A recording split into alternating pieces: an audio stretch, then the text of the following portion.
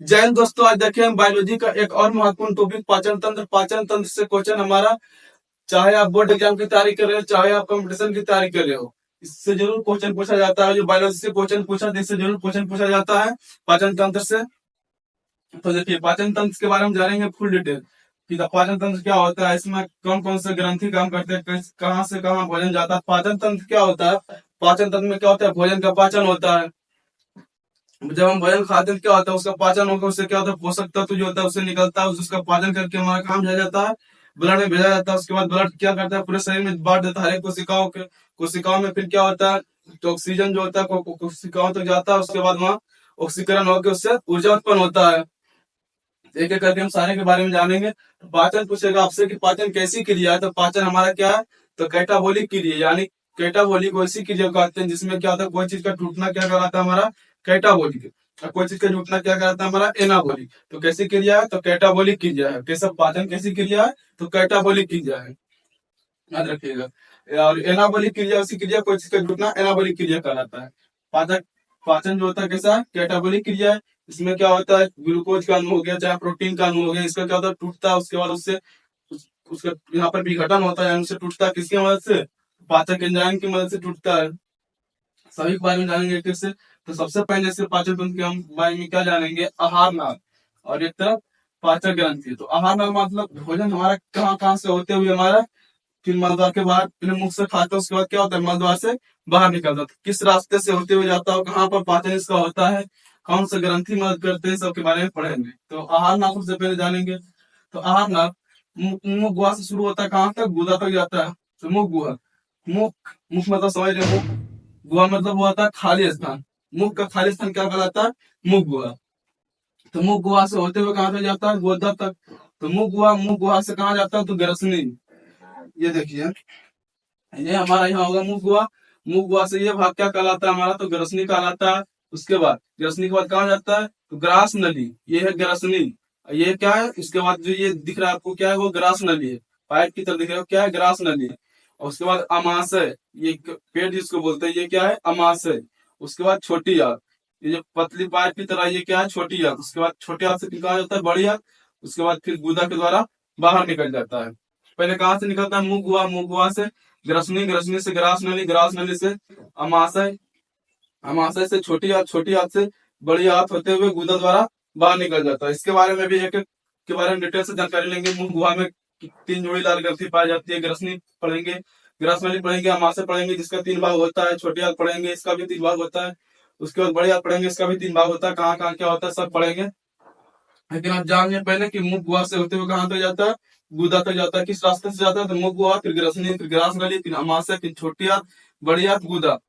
उसके बाद आप जानेंगे पाचक ग्रंथि कौन कौन से जो होता है, पाचक ग्रंथि जो हमें पाचक ग्रंथि है, कौन कौन से एंजाइम निकालते हैं, मदद करते हैं पाचन में। पाचक ग्रंथि कौन सी होती है, तो पहला होता है मुख गुहा में होता है कौन सा, तो लार ग्रंथि होती है। तो मुख गुहा में क्या होता है, लार ग्रंथि, तीन जोड़ी लाल ग्रंथि पाई जाती है मुख गुहा में। उसके बाद फिर होता है जठर रस। मुख गुहा के बाद कहा था ग्रसनी है, मुख गुहा, इसमें क्या पाई जाती है, तो लाल ग्रंथि पाई जाती है। उसके बाद आता है ग्रसनी, ग्रसनी में पाचन नहीं होता, या ग्रास नली में भी पाचन नहीं होता, ये सिर्फ क्या है, रास्ता है आने का अमाशय तक। उसके बाद आ जाते हैं काम पेट में, पेट बोले तो अमाशय में।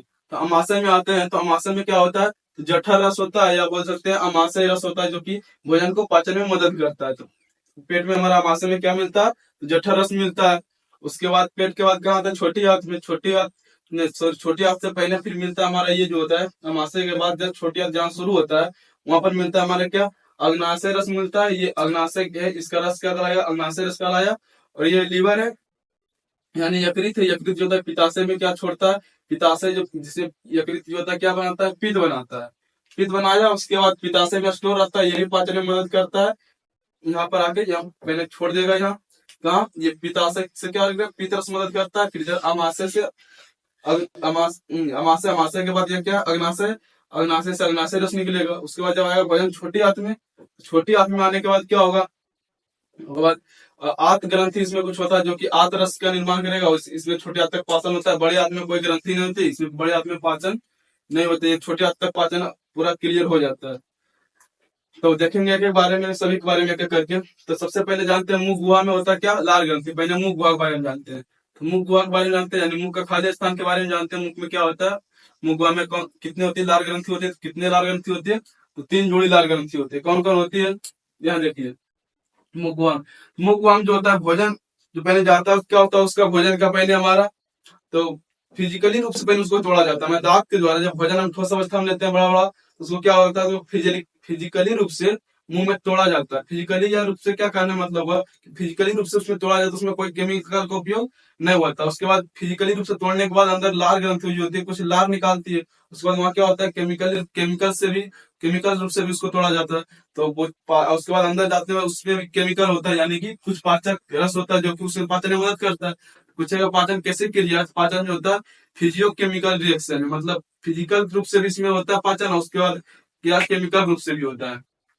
तो मैंने आप क्या देखे, मुगवा देख रहे हैं। मुगवा में लाल ग्रंथि कितनी होती है, तो 3 जोड़ी लाल ग्रंथि पाई जाती है। किसमें, तो मुगवा में हमारा। यहाँ कंफ्यूज मत हो जाएगा। इससे पहले हम क्या देख रहे हैं, आहार नाल पाचन ग्रंथि कौन कौन से मदद करते हैं। तो आहार नाल में सबसे पहले क्या है हमारा, मुगवा। मुगवा में क्या, लाल ग्रंथि, कितनी जोड़ी लाल ग्रंथि पाई जाती है, तो 3 जोड़ी लाल ग्रंथि पाई जाती है, यानी 3 दूनी 6। एक ये साइड पाया जाएगा, तो एक ये साइड पाया जाता है, 3 जोड़ी लाल ग्रंथि। नाम क्या है, पहला लाल ग्रंथि क्या है, पैरोटिड। पैरोटिड जो लाल ग्रंथि होती है सबसे बड़ी लाल ग्रंथि होती है। कौन, पैरोटिड। पैरोटिड की संख्या कितनी होती है, तो 2 होती है। सबकी दो दो संख्या होगी। क्या 3 नहीं बोला, 3 जोड़ी पाई जाएगी, तो सबकी कितनी होगी, दो दो संख्या। पहला है पैरोटिड ग्रंथि। तो पैरोटिड ग्रंथि जो होती है सबसे बड़ी ग्रंथि होती है, सबसे बड़ी लाल ग्रंथि होती है। कौन, पैरोटिड। यही पैरोटिड ग्रंथि जो होती है साथ में किस चीज में मदद करती है, तो जहर बनाने में मदद करती है। कौन, पैरोटिड ग्रंथि। अब अगला देखते हैं क्या, सब लिंगुअल ग्रंथि। उसके बाद है सब मेंडुअल ग्रंथि। ये तीनों मिला के क्या किस चीज का निर्माण करता है, तो लार का निर्माण करता है। लार में कौन सा एंजाइम, प्रतिदिन जो होता है हम, लार में कौन सा एंजाइम पाया जाता है, तो लाइसोजाइम, टाइलिन, अखबार, डाइजेस्टेज और म्यूकस पाया जाता है। तो जानते हैं क्या कि लार जो होता है, तो प्रतिदिन हमारे मुंह से लगभग कितना लार निकलता है भोजन के पाचन के लिए। प्रतिदिन जो होता है हमारे मुख से लगभग 1 से 1.5 लीटर लार निकलता है। कितना निकलता है, 1 से 1.5 लीटर लार।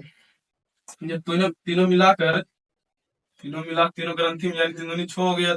3 जोड़ी पाई जाती है, तो 6 को मिला के कितना निकालती है, तो 1 से 1.5 लीटर लार ग्रंथि निकालती है। हालांकि ये बच्चों में ज्यादा निकलते हैं, देखते होंगे बच्चे जो रहते हैं तो उसका लार चूते रहता है इधर से वो मिट्टी में जब से ज्यादा खेलते रहते हैं, उसका लार जो देखते हैं ज्यादा निकलता है बच्चों में, क्योंकि बच्चा जो होता है कुछ भी उठा के मुंह में डाल देता है। उसमें अधिक लार बनेगा तब तो विषाणु को, ये वायरस को, विषाणु को मारेगा। तो इसमें क्या देखते हैं कि 3 जोड़ी लाल ग्रंथि पाई जाती है। कौन कौन, पैरोटिड, सबलिंगुअल, सबमेंडिबुलर। तो प्रतिदिन कितना हमारा लाल ग्रंथि बनता है, तो 1 से 1.5 लीटर बनता है। अब जानते हैं कौन कौन से एंजाइम लाल ग्रंथि में पाए जाते हैं। पहला होता है लाइसोजाइम। तो लाइसोजाइम का काम क्या है, तो लाइसोजाइम का काम है जीवाणुनाशी होता है, जीवाणुओं को मारता है। जीवाणु बोले तो बैक्टीरिया, जितने भी बैक्टीरिया होता है उसको क्या करता है, मारता है। तो बोलिएगा मुंह में बैक्टीरिया गया कहाँ से, तो देखते होंगे जब कोई दिया, यार गांव भर में क्या होता है, जब कोई खेत गया, कोई फल रोपे, मान लो ये टमाटर है, सब्जी भी रहता है, टमाटर है, गया उसके बाद क्या देखा, पका टमाटर है, लिया उसको पोछा, खा लिया। तो जितना भी बैक्टीरिया गया, तो मुंह में गया कि ना, बैक्टीरिया उपस्थित था, वातावरण में कितना धूल कर सब गया, तो उसको मारने का काम कौन करता है, यही लाइसोजाइम करता है। क्या होता है, जीवाणुनाशी, जीवाणु को मारता है। ऐसे भी देखते होंगे गाँव में जब ज्यादा गया, खीरा रोपा है, ककड़ी रोपा गया, तोड़ा, खा लिया, तो इसमें जितना जीवाणु जो गया था, कौन मारने का काम करेगा, मुंह में हमारा लाइसोजाइम एंजाइम करेगा। तो क्या करता है, जीवाणुओं को मारता है। अगला क्या पाया जाता है, कौन सा एंजाइम, तो टाइलिन। टाइलिन और डाइजेस्टेज मिलकर क्या करता है, तो मंड का पाचन करता है। मंड क्या होता है, स्टार्च। जब हम भोजन करते थे, रोटी खाए, उसमें स्टार्च रहता है। उसके बाद आलू खाए, उसमें स्टार्च रहता है। तो स्टार्च का क्या करता है, ये पाचन करता है। कौन, टाइलिन और डाइजेस्टेज। म्यूकस होता है, तो म्यूकस क्या करता है, म्यूकस भोजन को चिपचिपा बनाता है। ये भोजन क्या करता है, चिपचिपा बनाता है। तो ये सब लार ग्रंथि है। तो ये सब लार ग्रंथि क्या क्या इतना एंजाइम का, 4 एंजाइम का निर्माण किया। कौन कौन, लाइसोजाइम एंजाइम, टाइलिन, डाइजेस्टेज और म्यूकस। तो सभी का काम देखिए, लाइसोजाइम क्या कर रहा है, जीवाणुओं को मारने का काम कर रहा है। टाइलिन क्या, और डाइजेस्टेज मिलकर क्या कर रहा है, मंड का पाचन कर रहा है। और म्यूकस क्या कर रहा है, भोजन को चिपचिपा बना रहा है, भोजन को चिपचिपा बना रहा है, बोलस के रूप में बना रहा है, चिपचिपा। और टाइलिन और डाइजेस्टेज जो होता है, क्या किसी का पाचन कर रहा है, मंड का। तो मंड क्या होता है, स्टार्च। बोलेगा स्टार्च क्या होता है, तो स्टार्च क्या है, तो ग्लूकोज का लगभग कितना 250 से 300 अणु जब जुटता है तो मंड बनता है। ग्लूकोज का कितना अणु 250 से 300 अणु जुटकर क्या बनता है, स्टार्च यानी मंड बनता है। तो यही स्टार्च के रूप में जो पौधों में जब भोजन रहता है जमा, जो अधिक भोजन माने का आज प्रकाश संश्लेषण हुआ, अधिक भोजन बना, ठीक है। तो जब भोजन जब संचित रहता है, जमा रहता है, तो किसके रूप में रहता है, तो यही स्टार्च के रूप में रहता है। जितना भी हम साग सब्जी खाते हैं सभी में क्या किस चीज की मात्रा मिलती है, तो स्टार्च की मात्रा मिलती है। इसी का पाचन होता है कहाँ, टाइलिंग ऑफ द स्टेज में। तो पूछेगा पाचन हमारा कहाँ से शुरू हो जाता है, तो मुख गुहा से ही पाचन हमारा शुरू हो जाता है। क्योंकि ये देखिए स्टार्च का कहाँ पाचन हो गया, मुख गुहा में लाल ग्रंथि पाया जाता है, तो यही से हमारा पाचन शुरू हो गया। कहाँ मुख गुहा में किस चीज का पाचन होता है, तो स्टार्च यानी मंड का पाचन होता है। हालांकि कुछ मंड जब बच जाता है तो उसका और नीचे पेट में जाने पर पाचन होता है, लेकिन कुछ जो होता है कुछ मात्रा में जो होता है मुंह में हमारा किसका हो जाता है पाचन, मंड का हो जाता है यानी स्टार्च का हो जाता है। अब देखेंगे मुंह गुहा देख लिए हम लोग, मुंह गुहा में लाल ग्रंथि देख लिए, कौन कौन से एंजाइम निकाला था, क्या क्या एंजाइम का काम था हम देख लिए। अब देखेंगे क्या, ग्रसनी। तो मुंह गुहा के बाद कौन सा क्षेत्र आता है हमारा, ग्रसनी आता है। तो ग्रसनी वैसा क्षेत्र होता है कि जहाँ पे हमारा जब सांस लेते हैं ना, तो सांस लेते हैं तो जब ऑक्सीजन जाता है, तो जहाँ ऑक्सीजन यहाँ भी जाता, एक मिनट देखिएगा तो फिर से देखिएगा। जब हम सांस लिए ना, यहाँ से नाक का छिद्र और ये मुंह का छिद्र जो होता है, ये नाक का छिद्र और मुंह का छिद्र दोनों जो आके कहाँ जुड़ता है, तो ये ग्रसनी में होता है। ग्रसनी कहाँ खुलता है, तो ग्रसनी जो होता है कंठ द्वार, यानी गला के पीछे जब गला,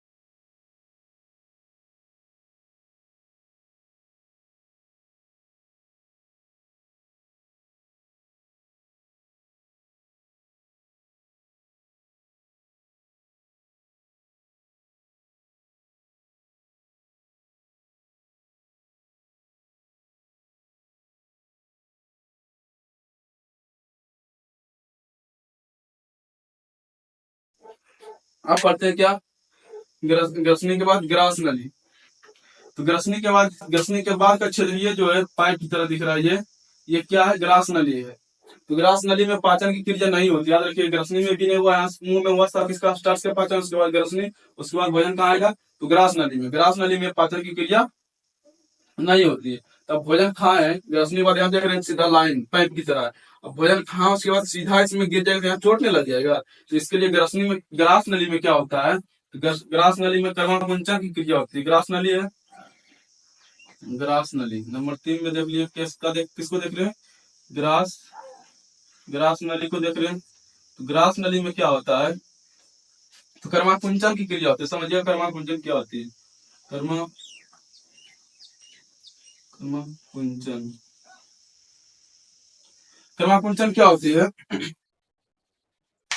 तो कर्मा कुंचन का मतलब वो इसमें भोजन जब आता है तो कर्मा कुंचन के द्वारा धीरे धीरे इसको यहाँ पर लेकर जाता है। कर्मा कुंचन क्या हुआ, सिकुड़न और शीतलन मिलकर क्या बनता है कर्मा कुंचन। सिकुड़न क्या हुआ, ये सिकुड़ता पहले ये कौन, तो ये ग्रास नली जो होता है क्या होता है, पहले सिकुड़ता उसके बाद फिर जहाँ भोजन आया नीचे उसके बाद फैला, फिर सिकुड़ा फिर फैला, तो यही मिलकर फैलना और सिकुड़ना मिलकर क्या कहलाता है, तो कर्मानु कुंचन कहलाता है। तो ग्रास नली तक हम लोग देख लिए थे। देखेंगे अमाशय, अमाशय को 3 भागों में बांटा गया, पहला कार्डियक, दूसरा फुंडियक और तीसरा पाइलोरिक। तो देखेंगे इसमें क्या क्या होता है। तो कार्डियक में जो होता है, कार्डियक में क्या होता है, HCl का निर्माण होता है, यानी हाइड्रोक्लोरिक एसिड का निर्माण होता है किसमें, तो कार्डियक में। इसका तो उसके बाद क्या है, फुंडियक। फुंडियक में क्या होता है, रुजिन काटेनुमा संरचना होता है जिसको क्या नाम देते हैं, रुजिन। इसका क्या काम होता है, इसे भोजन को रोक कर रखता है। और पाइलोरिक भाग में क्या होता है, इसमें रेनिन होता है जो दूध को दही में बदलता है। देखिए अगर करके देखेंगे तो कार्डियक देखें इसमें क्या होता है, HCl का निर्माण होता है। तो HCl का क्या होता है, जब इससे भोजन आ रहा था, भोजन आने के बाद यहाँ क्या HCl से मिला, तो HCl का क्या काम होता है, तो HCl में जो जब बैक्टीरिया को मार रहा था, किसी में मुंह में मार नहीं रहा था, उसमें कुछ बैक्टीरिया मार रहा था, और कुछ बैक्टीरिया जो होता था जो थोड़ा सा मजबूत बैक्टीरिया था वो बच के आ रहा था कहाँ, अमाशय में। अमाशय में HCl से मिलने के बाद HCl तो का तुम मजबूत कितना हम देख लेंगे, HCl आया उसके बाद क्या कहा, जो बच के जीवाणु आ रहा था, बैक्टीरिया तो उसको क्या किया, मार दिया। जीवाणु नाशी की तरह काम कर गया, जीवाणु को मारने का काम कर दिया कौन, HCl। कहाँ पे मिल रहा है, तो अमाशय के कार्डियक वाले भाग से मिल रहा है। वो क्या किया, तो उसको खत्म कर दिया। उसके बाद अगला क्या है, तो अगला काम क्या है HCl का, तो भोजन को तोड़ने का काम करता है। यानी भोजन जो होता है, भोजन को डायरेक्ट इतना जो जो ऐसे इसमें एंजाइम मिल रहा है इस पर अच्छे से काम कर सके, इसके लिए क्या करते हैं, भोजन को छोटा छोटा टुकड़ों में और तोड़ता है। ऐसा कि मुंह में तुम दांत से तोड़ ही दिए थे, लेकिन उसको और नन्हे रूप से तोड़ने के लिए कौन काम करता है, HCl और नन्हा में तोड़ देता है ताकि उसपे एंजाइम अच्छे से काम कर सके। पहला सेल का काम क्या, जीवाणुनाशी की तरह कार्य करता है, ये भोजन को तोड़ने में मदद करता है। और एक काम इसका और होता है, देखिए आगे देखेंगे, उसको आगे देखेंगे तो समझ में आएगा आपको। उसके बाद क्या है, फुंडियक। यानी फुंडियक भाग में क्या होता है, फुंडियक भाग में कांटेनुमा संरचना दिख रहा है आपको, ये कांटेनुमा संरचना दिख रहा है, इसका नाम होता है क्या, रोजित। इसका एक ही काम होता है रोजी का, कि भोजन को रोक कर रखता है कुछ देर के लिए। यहाँ HCl मिलने के बाद यहाँ आता है, कुछ देर के लिए भोजन को यहाँ पर रोक के रखता है।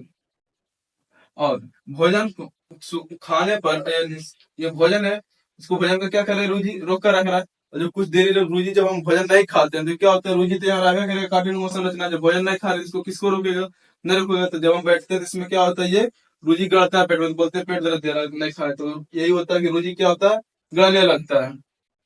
और रूजी का काम क्या है, तो भोजन को कुछ देर तक रोक के रखता है, और भूखे रखने पर क्या होता है, चुभता है यानी गड़ता है। अगला देख रहे हैं कौन सा भाग, पाइलोरिक भाग। पाइलोरिक भाग में क्या होता है, पाइलोरिक भाग में रेनिन का निर्माण होता है। तो रेनिन क्या करता है, तो दूध को दही में बदलता है। रेनिन का काम क्या है, तो दूध को दही में बदलने का काम करता है। कौन, रेनिन। कहाँ मिलता है, तो पाइलोरिक भाग में मिलता है। और इसका एक काम यहाँ क्या मिलता है, तो मिलता है निष्क्रिय पेप्सिनोजेन। निष्क्रिय पेप्सिनोजेन क्या होता है, ये निष्क्रिय पेप्सिनोजेन मिलता है कहाँ पर, पाइलोरिक भाग में। निष्क्रिय पेप्सिनोजेन, तो निष्क्रिय पेप्सिनोजेन जो इधर से HCl आया है यहाँ पर रुका कुछ देर के लिए, HCl से मिल करके जो भोजन आ रहा है यहाँ पर आकर रुका कुछ देर, उसके बाद यहाँ आएगा। तो निष्क्रिय पेप्सिनोजेन नामक क्या एंजाइम मिल रहा है, निष्क्रिय पेप्सिनोजेन नामक। उसके बाद क्या करेगा, जब इधर जब ये HCl आया तो HCl से मिलकर निष्क्रिय पेप्सिनोजेन क्या बन जाएगा, पेप्सिनोजेन बन जाएगा। क्या बन जाएगा, पेप्सिन बन जाएगा। HCl से निष्क्रिय पेप्सिनोजेन को, ये सीएल जो होता है निष्क्रिय पेप्सिनोजेन को किसमें बदल देता है, पेप्सिन में बदल देता है। किसमें बदल देता है, पेप्सिन में। ये सीएल जो होता है निष्क्रिय पेप्सिन को किसमें बदल देता है, पेप्सिन में बदल देता है। उसके बाद जो होता है पेप्सिन क्या काम करता है, तो जो प्रोटीन को पेप्टोन में बदलता है। किसको, प्रोटीन को पेप्टोन में बदलता है। इसमें जो भोजन खाया उसमें प्रोटीन जो रहता है उसको पेप्टोन में बदलता है। तो कौन बदलता है, पेप्सिन। कौन बदलता है, तो पेप्सिन। किसको, तो प्रोटीन को किसमें बदलता है, तो पेप्टोन में। पेप्सिन क्या है, तो निष्क्रिय पेप्सिन जो मिल रहा था उसको जो HCl किसमें बदल रहा था, तो पेप्सिन में बदल रहा था। यहाँ पर क्या मिल रहा है, निष्क्रिय पेप्सिनोजेन। HCl आया जैसे क्या बदल दिया, किसमें, निष्क्रिय पेप्सिनोजेन को पेप्सिन में बदल दिया। अब पेप्सिन क्या करेगा, तो भोजन के जो प्रोटीन आएगा उसको क्या होगा, पेप्टोन में बदल देगा। अब भोजन क्या होगा, तब भोजन का रूप कैसा होगा, गाढ़े लय की तरह हो गया, जिसको हम क्या कहते हैं, तो काइम कहते हैं। क्या कहते हैं, काइम। चाय मत पड़िएगी, काइम है। उसके बाद देखिए, तो हम क्या अपना इसमें क्या मिलता है, जठर रस। जठर रस बोले तो आत रस बोल सकते हैं, अमाशय रस बोल सकते हैं, जठर रस। तो जठर रस किसको बोलेंगे, तो ये CL। उसके बाद देखिए यहाँ जठर रस, ये CL, म्यूकस और निष्क्रिय पेप्सिन, तीनों के रूप को हम क्या बोलते हैं, जठर रस, यानी अमाशय में जो रस का निर्माण होता है उसको हम लोग क्या बोलते हैं, जठर रस बोलते हैं। अमाशय में किस चीज का निर्माण होता है, पहले एचसीएल को देख लिया, एचसीएल का काम देख लिया, जीवाणु को मारने का काम कर रहा था, भोजन को तोड़ने का काम कर रहा था। उसके बाद देखिए म्यूकस तो भी नहीं देखे, उसके बाद देखा निष्क्रिय पेप्सिनोजेन, निष्क्रिय पेप्सिनोजेन यहाँ मिल रहा था। उसके बाद क्या कर रहा था, निष्क्रिय पेप्सिनोजेन को बदल रहा था एचसीएल किसमें, पेप्सिन में। पेप्सिन जो होता है क्या कर रहा था, प्रोटीन को पेप्टोन में बदल रहा था, यानी प्रोटीन का पाचन कर रहा था किसके रूप में, तो पेप्टोन के रूप में कर रहा था। उसके बाद भोजन का जो पाचन हो गया किस क्या बन गया, तो कायम बन गया। इसके बाद जो भोजन यहाँ पे इतना सारा क्रिया होने के बाद एचसीएल मिलने के बाद ये और रेनिन जो था दूध को दही में बदलने का काम करता है, वो सब होने के बाद यहाँ पर क्या मिल गया, जो यहाँ भोजन का रूप जो गाढ़ा के लिए की तरह तैयार हो गया, गाढ़ा हो गया, और पूरा तोड़ के इधर से एचसीएल इसको तोड़ दिया, फिर एंजाइम मिल गया। उसके बाद क्या कहलाया, ये कायम कहलाया। कायम जो होता है यहाँ पर, और कायम जो होता है ये कायम कहाँ, पेट या मासे सब कहाँ जाएगा, छोटी आंत में जाएगा। तो छोटी आंत में जाने के बाद, छोटी आंत में जाएगा यानी कौन सा भाग है, पाइलोरिक भाग है। पाइलोरिक भाग से यानी पाइलोरिक का अंतिम भाग जो है क्या कहलाता है, पाइलोरिक छिद्र कहलाता है। जब पाइलोरिक छिद्र के द्वारा उसके बाद कहाँ जाएगा, छोटी आंत में जाएगा।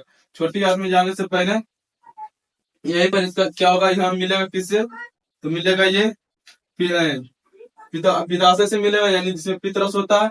वह अग्नाशय से मिले अग्नाशय से मिलेगा, जो अग्नाशय रस में छोड़ेगा। उसके बाद फिर यहाँ पर पाचन होगा, उसके बाद जाएगा छोटी आंत में। और देखेंगे हम पितरस देखते हैं और अग्नाशय देखेंगे। अब यहाँ तक समझ में आ गया होगा। सॉरी, पहले म्यूकस को देखेंगे। तो म्यूकस क्या है, म्यूकस से म्यूकस जो होता है इस पर एक परत पाया जाता है, ठीक है।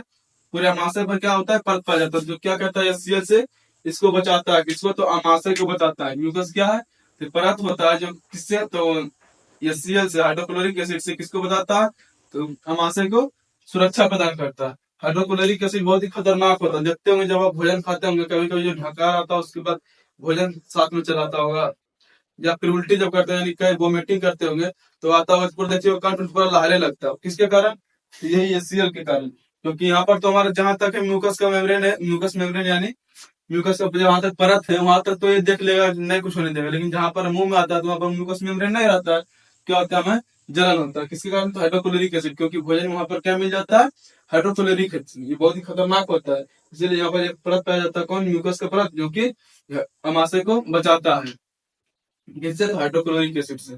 देख लिया, मेसेल भी देख लिया, म्यूकस भी देख लिया, और इसके लिए पेप्सिनोजेन भी देख लिया। अब देखेंगे लोग ग्रासनी, ग्रास नली और अमाशय देख लिया। अब देखेंगे छोटी आंत जहां से शुरू होता है अमाशय के बाद वहां पर पाया जाता है क्या, पित्ताशय पाया जाता है। पित्ताशय क्या होता है, पित्ताशय में पाया जाता है अग्नाशय। पित्ताशय क्या होता है, पित्ताशय जिसमें कि पित्त स्टोर रहता है। पित्त कहाँ बनता है, यकृत यानी लीवर में बनता है। तो सबसे बड़ा जो होता है हमारा ग्रंथि कौन है, तो ये लीवर, यकृत है, जिसका वजन लगभग 1.5 kg होता है।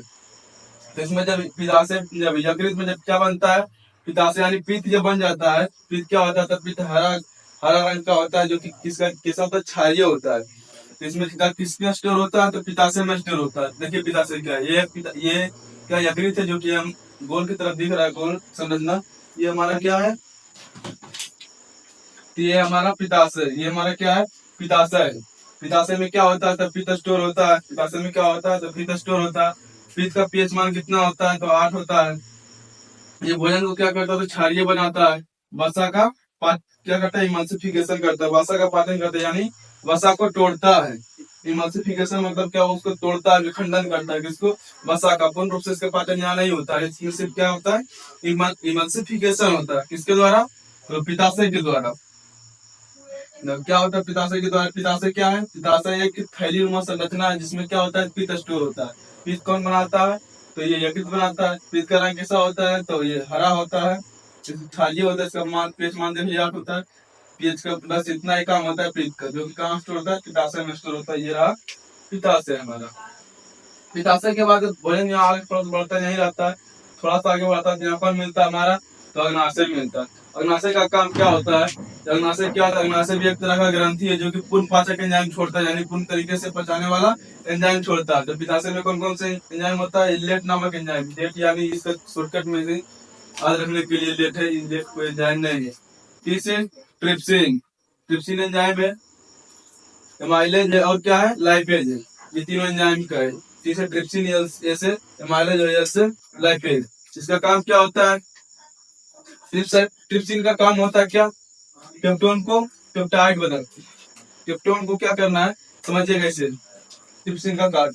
ट्रिप्सिन क्या करता है, जो हमारा निष्क्रिय पेप्सिनोजेन था उसको क्या किया था हमारा HCl सक्रिय पेप्सोन में बदला, पेप्टोन में बदला था। उसके बाद सॉरी, जो निष्क्रिय पेप्सिनोजेन था उसको HCl किस में बदला था, पेप्टोन में बदला था। पेप्टोन में बदला था, तो पेप्टोन में बदलने के बाद जो प्रोटीन जो होता है किससे होता है, वो पेप्टोन होता है। उसके बाद किस चीज का बंद होता है उसमें, तो पेप्टाइड बंद होता है। पेप्टाइड बंद को क्या करता है, यही ट्रिप्सिन जो होता है प्रोटीन के पेप्टाइड बंद को तोड़ता है। क्या करता है ट्रिप्सिन, ट्रिप्सिन जो होता है प्रोटीन के पेप्टाइड बंद को तोड़ता है। ट्रिप्सिन का काम क्या है, पेप्टाइड बंद को तोड़ना है। पेप्टाइड बंद क्या होता है, तो प्रोटीन में जो एक दूसरे से अणु जो बांध के रखता है, क्या कौन बांध के रखता है, तो पेप्टाइड बांध के रखता है। इसी पेप्टाइड को तोड़ने का काम कौन करता है, तो ट्रिप्सिन करता है। और निष्क्रिय पेप्सिनोजेन पे सिर्फ किसी में बदल रहा था, तब पेप्टोन में बदल रहा था। इसी पेप्टोन को पेप्टोन जो होता है एक दूसरे से पेप्टोन जुड़ के किससे, तो पेप्टाइड बॉन्ड से जुड़ रहा था। उसी को तोड़ने का काम कर रहा था ट्रिप्सिन। अब देखिए क्या है ये एमाइलेज है। तो एमाइलेज का काम करेगा, तो एमाइलेज जो होता है मंड का पाचन करता है। मंड मतलब समझ रहे, स्टार्च। स्टार्च क्या था, स्टार्च और ग्लाइकोजन का क्या करता है, माल्टोज में बदलता है। पाचन करता है, पाचन करके किसमें बदलता है, तो माल्टोज में बदलता है। समझिएगा मंड क्या था और ग्लाइकोजन क्या है। तो मंड जो होता है, क्या बताया था आपको कि भोजन जो होता है पेड़ पौधे में किसके रूप में, मंड के रूप में स्टोर रहता है। तो मंड क्या होता है, तो 200 से 250 ग्लूकोज का अणु मिलकर क्या बनता है, तो मंड बनता है। अगर ग्लाइकोजन क्या है, लगभग 600 से 1000 ग्लूकोज का अणु मिलकर के क्या बनता है, तो ग्लाइकोजन बनता है। इसी को तोड़ करके क्या बनाता है, तो माल्टोज बनाता है। कौन, माइलेज बनाता है तोड़ करके। आगे क्या है, लाइपेज। तो लाइपेज क्या करता है, मांसीकृत वसा को वसा अम्ल तथा ग्लिसरॉल में बदलता है। किसमें बदलता है, वसा अम्ल तथा ग्लिसरॉल में बदलता है। किसको, इमल्सीकृत वसा। इमल्सीकृत वसा कहाँ हुआ था, या वसा का पाचन किस क्या कौन क्या था, इमल्सीकृत यहाँ हुआ था, पित्ताशय के द्वारा हुआ था। तो इसी इमल्सीकृत वसा को क्या करेगा, वसा अम्ल तथा ग्लिसरॉल में बदलेगा। और बाकी जो पाचन होगा ये पूर्ण रूप से पाचन यहाँ पर नहीं हुआ। ये पाचन अब कहाँ होगा, छोटी आंत में। छोटी आंत में जो कि आंतरस होगी वो करेगी पाचन। अब देखते हैं आंतरस को।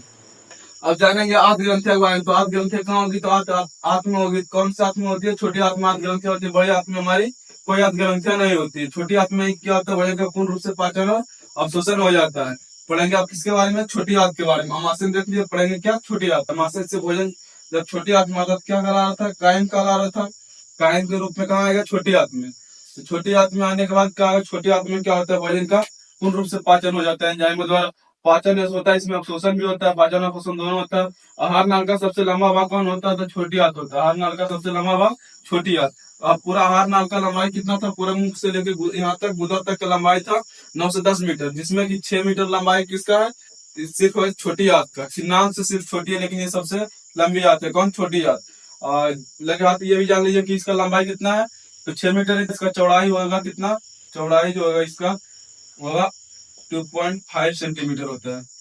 कितना होता है, 2.5 सेंटीमीटर। छोटी आंत को जो होता है 3 भागों में बांटा गया। कौन कौन भागों में, तो पहला गरानी, डेडुलम, दूसरा जेजुनम और तीसरा इलियम। तो सबसे पहला भाग जो होता है क्या है, डेडुलम, दूसरा जेजुनम और उसके बाद इलियम। हालांकि इस तरीके से नहीं होता है। छोटी आंत पूरा लंबा होता है कितना, 6 मीटर। 6 मीटर इतना थोड़ी ना पूरेगा। इस तरीके से पतली नली की तरह इधर से इधर, इधर से इधर, इधर से फेरा लिए हुए रहता है। हालांकि आपको समझाने के लिए ऐसा बना दिया, पहला भाग डेडुलम, दूसरा भाग जेजुनम और तीसरा भाग इलियम। इलियम वाले भाग में क्या होता है, तो अंग्रेजी की संरचना होती है जिसका क्या कहते हैं हम लोग, बिलाई कहते हैं। बिलाई, वो बोला बिलाई नहीं, ये बिलाई है। अंग्रेजी में संरचना किसमें पाया जा रहा है, तो छोटी आंत के इलियम वाले भाग में बिलाई पाया जा रहा है। भोजन का पूर्ण रूप से पाचन होने के बाद क्या होता है बिलाई में, इस बिलाई के ऊपर जो होता है पतली नस गई होती रहती है, ठीक है।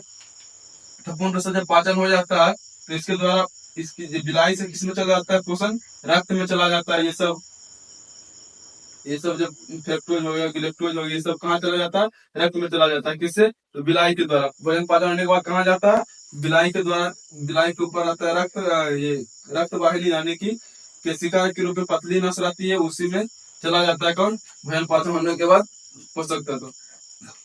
किसके द्वारा, तो बिलाई के द्वारा कहाँ जाती है, ब्लड में चला जाती है, ब्लड से पूरा शरीर में फैल जाती है। तो पहले जानते हैं कि इसमें कौन कौन से जो होता है आंत ग्रंथियां जो होती है, यानी आंतरस का निर्माण, कौन कौन सा इसमें आंतरस होता है, आप किसका किसका पाचन करता है। तो इसमें पाया जाता है कौन सा सॉरी, इसमें आत ग्रंथि आता है। कौन सा आत रस इसमें पाया जाएगा? आत में जो ग्रंथि है, क्या आत ग्रंथि कहलाया। जो आत में जो रस इस ग्रंथि है, क्या ये रस का निर्माण करेगा, यानी कि एंजाइम का निर्माण करेगा। तो कौन कौन से एंजाइम जो होता है ये निर्माण कर रहा है, कौन कौन से एंजाइम, इससे कौन कौन से एंजाइम निकल रहे हैं, आपको किसका किसका पाचन कर रहे हैं छोटी आंत में। छोटी आंत में किसका पाचन हो रहा है? तो छोटी आंत में एंजाइम है पेप्टाइडेज। पेप्टाइडेज क्या है? तो पेप्टाइडेज है, पेप्टाइड सॉरी, पेप्टाइडेज एंजाइम क्या कर रहा है? तो पेप्टोन का पाचन करके क्या बना रहा है? एमिनो। अभी पढ़ा था पेप्टोन का पाचन में, पेप्टोन क्या था? तो प्रोटीन का पाचन होकर क्या बना था? अभी पेप्टोन के रूप में बना था। पेप्टोन का पाचन किसमें कर रहा है? एमिनो में। प्रोटीन से पेप्टोन में कौन बना था? तो निष्क्रिय पेप्सिनोजन था, और उसके बाद उसको सक्रिय पेप्सिनोजन में सीएल आया था, जो अमाशय में था, बदला था सक्रिय पेप्सिनोजन में। उस सक्रिय पेप्सिनोजन जो था प्रोटीन को किसमें बदल रहा था? पेप्टोन में। पेप्टोन जो था क्या था? पेप्टाइड बंध से जुड़ा हुआ था, और पेप्टाइड बंध को तोड़ने का काम कौन कर रहा था? हमारा ये पित्त रस कर रहा था। तो पेप्टोन बंध को टूट गया था, पेप्टोन को क्या बदलेगा? तो अमीनो अम्ल में बदला। कौन बदला? तो पेप्टाइडेस बदला। कौन? पेप्टाइडेस क्या है? एंजाइम है जो कि पेप्टोन को अमीनो अम्ल में बदल रहा है। अब अगला एंजाइम क्या है? इनवर्टेस। क्या है? इनवर्टेस। इनवर्टेस एंजाइम जो कि आप बदल रहा है, सुक्रोज को किसमें बदल रहा है? ग्लूकोज तथा फ्रक्टोज में बदल रहा है। इनवर्टेस जो एंजाइम है इसमें सुक्रोज को किसमें बदल रहा है? ग्लूकोज तथा फ्रक्टोज में बदल रहा है। माल्टेज एंजाइम किसको माल्टोज को किसमें बदल रहा है? तो ग्लूकोज में बदल रहा है। लेक्टेज एंजाइम लेक्टोज को किसमें बदल रहा है? ग्लूकोज तथा लेक्टोज में बदल रहा है। और न्यूक्लियस एंजाइम जो न्यूक्लियस एंजाइम क्या कर रहा है? न्यूक्लिक अम्ल को न्यूक्लियोटाइड्स में बदल रहा है। इतना एंजाइम पाया जाता है किसमें? हमारे छोटी आंत में, जो कि इस समय चेंज करता है, यानी बदलता है। इसको जोड़कर इस रूप में, इस जटिल रूप को सरल रूप में बदलता है। यहाँ हो जाता है हमारा भोजन का पूर्ण रूप से पाचन। उसके बाद जो बिलाई के द्वारा शोषण कर लिया जाता है, उसके बाद रक्त में चला जाता है। बिलाई इस पे नस होती है रक्त का, उसमें चला जाता है। उसके बाद पूरे रक्त से पूरा शरीर में फैल जाता है। शरीर में फैलने के बाद हर एक कोशिकाओं तक पहुंचा दिया जाता है, जहां पर ऑक्सीजन की उपस्थिति में ऑक्सीकरण की क्रिया होकर ऊर्जा का निर्माण हो जाता है। यही होता है हमारा पाचन।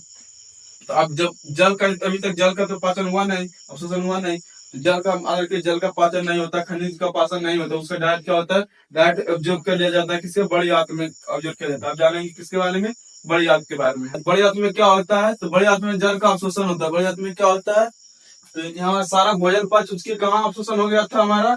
तो छोटी आंत में हो गया था बिलाई के द्वारा। अब बड़ी आंत में क्या हो रहा है? बड़ी आंत में क्या होगा? जल का अवशोषण होगा। जल का पाचन नहीं होता है। जल का क्या होता है? सीधे एब्जॉर्ब कर लिया जाता है, अवशोषण कर लिया जाता है। किसके द्वारा? तो बड़ी आंत में हो जाएगा। किसका? जल का अवशोषण हो जाएगा। बड़ी आंत में क्या होता है? जो अंगुली नुमा संरचना यहाँ मिलती है, जहाँ बड़ी आंत से शुरू होती है छोटी आंत के बाद, वहाँ एक अंगुली नुमा संरचना मिलती है, जिसका नाम होता है क्या? अपेंडिक्स नाम होता है। क्या नाम होता है? अपेंडिक्स। अपेंडिक्स जो होता है मानव शरीर में क्या अवशेषीय अंग है, ये जानवरों में काम करता है। इसका काम होता है सेलुलोज का पाचन करता है। अपेंडिक्स जो क्या करता है? सेलुलोज का पाचन करता है। यह जानवरों में मुख्य भूमिका निभाता है सेलुलोज के पाचन करने में, लेकिन मानव शरीर में इसकी क्या है? अवशेषीय अंग है, इसका कोई काम नहीं होता है। कौन? तो अपेंडिक्स। ये देखिए, ये अपेंडिक्स। किसान यहाँ बनाना भूल गए, यहाँ देखिए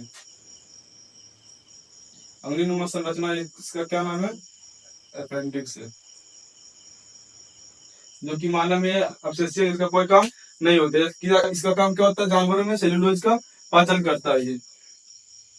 चलिए, तो आगे देखते हैं। बड़ी आंत का भाग। तो बड़ी आंत का दो भाग होता है, एक होता है कोलोन, एक होता है रेक्टम। कौन? कितना भाग होता है? दो भाग। एक होता है कोलोन, एक होता है रेक्टम। तो देखिए, कोलोन का भी भाग होता है जो सीधा ऊपर की तरफ जो खड़ी रहता है सीधा रूप से, उसको क्या बोलते हैं? यहाँ तक छोटे होता है, तो उसके बाद कहाँ जा रहा है? बड़े हाथ ऊपर की ओर जा रहा है। इसको, इस कोलोन को क्या बोलेंगे हम लोग? तो देखिए, कोलोन क्या है? ऊपर की तरफ जा रहा है, फिर इधर अनुप्रस्थ रूप से, फिर नीचे आ रहा है, फिर हल्का सा इधर छोटा टुकड़ा के रूप में है, उसके बाद फिर यहाँ रेक्टम में आ गया। तो ऊपर जो जा रहा है क्या बोलेंगे? इसको एसेंडिंग कोलोन। क्या बोलेंगे? Ascending colon. फिर इस ये हो जाएगा क्या? ट्रांसवर्स कोलोन हो जाएगा, ट्रांसवर्स कोलोन। उसके बाद जो इधर नीचे की तरफ कोलोन आ जाए, बड़ी आंत को इस भाग को क्या करें? मोटा से जी यहाँ कोलोन है, ये हुआ हमारा रेक्टम। दो भाग में बांटा है, कोलोन है, रेक्टम। यहाँ तक का हमारा क्या कहलाता है? कोलोन। तो ऊपर की ओर जा रहा है एसेंडिंग कोलोन, इधर जा रहा है अनुप्रस्थ रूप से, इससे मिल रहा है अनुप्रस्थ रूप से, इसलिए इसको क्या बोलेंगे हम लोग? Transverse colon. उसके बाद जो नीचे आ रहा है उसको क्या बोलेंगे, डिसेंडिंग कोलन। और जो ये मिल रहा है यहाँ से यहाँ तक ये वाला भाग, इसको क्या हम लोग बोलेंगे, सिग्मोइड कोलन। टुकड़ा है कोलन का क्या बोलेंगे, सिग्मोइड कोलन। और ये जो है क्या कहलाया, ये रेक्टम कहलाया। क्या कहलाया, रेक्टम यानी मलाशय। इसी में क्या होता है हमारा अपचा भोजन, जो कि पाचन हो गया, उसके बाद जो बाहर निकलता है मल के रूप में, इसी में आकर स्टोर रहता है, किसमें, रेक्टम में। ये क्या, इसका हिंदी क्या नाम होता है, मलाशय। उसके बाद किसके द्वारा, तो मल द्वार के द्वारा निकल जाता है। कौन, ये मल निकल जाता है। तो ये हो गया हमारा पूर्ण रूप से पाचन देख लिए। बड़े आत्म अवशोषण हो गया जल का, छोटे आत्म पाचन हो गया, अवशोषण मिलाई के द्वारा हो गया था, हम देख लिए पूर्ण रूप से पाचन हो गया हमारा खत्म। अब देखिए यहाँ थोड़ा सा ध्यान देने की बात यह है, भोजन जब हम ले रहे थे, मुख से जब हम खा रहे थे भोजन, तो मुंह में जो क्या हुआ था, लार के द्वारा पाचन हुआ था, किसका, तो मंड का हुआ था। उसके बाद जो रूप उसका भोजन का बना था, उसको क्या बोल रहे थे हम लोग, बोलस। उसके बाद जब वहां से जब भोजन कहाँ से, ग्रसनी के द्वारा, ग्रास नली के द्वारा जब अमाशय में आया, अमाशय में फिर ये शेर मिला, फिर यहाँ पे एंजाइम जाके मिला, जब ये छोटी आंत में आया तो ये क्या कहलाया, अमाशय से जो छोटी आंत के लिए भोजन आया तो क्या कहला था, कायम कहला रहा था, कायम कहला था। कायम के बाद जब छोटे आंत में इसका पाचन हो गया पूर्ण रूप से, अवशोषण भी हो गया, जो बच गया, उसके बाद क्या कहला था, चाइल कहलाते। फिर यही चाइल जैसे होते हुए मलाशय में आगे रेक्टम निकल गया, उसके बाद मलद्वार के द्वारा निकल गया। पाचन तंत्र हम पूरा देख लिए, आशा करता हूँ आपको समझ में आया होगा। ये इम्पोर्टेंट टॉपिक था बायोलॉजी का है, जो कि आपके बोर्ड एग्जाम में पूछे जाते हैं, और आप अगर जो किसी कंपटीशन का तैयारी कर रहे हो तो उसमें तो पूछे जाते हैं। धन्यवाद दिल से आप पूरा वीडियो देखने के लिए। बोलने में थोड़ा हिचकिचा रहे हैं, नया नया स्टार्ट किए पढ़ाना, तो इसके लिए माफी चाहता हूँ। ठीक है, मिलते हैं किसी नेक्स्ट वीडियो में नेक्स्ट टॉपिक के साथ। तब तक के लिए जय हिंद, गुड बाय।